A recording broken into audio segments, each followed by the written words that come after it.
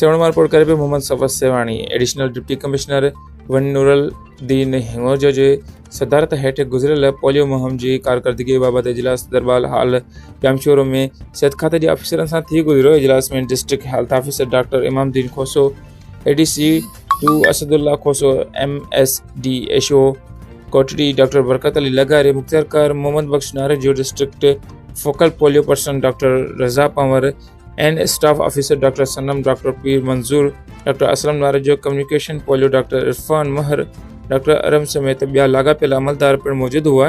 इजलास में and staff officer polio doctor Sanam ॿुधायो त गुज़िरियल पोलियो मुहिम दौरान UC मोल पोलियो मुहिम में फ़ेल थी वई, उन हवाले सां जांच करे रहियल ॿारनि खे पोलियो फुड़ा पियारे पोलियो मुहिम जो टारगेट मुकमल करे वियो आहे। उन मौक़े ते additional deputy commissioner one Nooruddin Hingojo सिहत खाते जे अमलदारनि खे पोलियो मुहिम जी बहितर कारकर्दगीअ ते खेनि साराहियो।